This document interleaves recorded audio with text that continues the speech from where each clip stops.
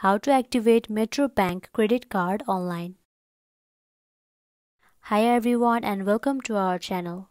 In this video, I'm going to show you how you can activate your Metrobank credit card online. So without any further ado, let's get started with the video. So the very first thing you want to do is head over to any of your preferred browser. Then here in the search bar, search for Activate Metrobank Credit Card. Then click on this Active Card website. Now you will land to the official page of Metrobank. Now here under card activation, you could see the option of credit card number. Enter your credit card number in the box and also enter your card expiry date.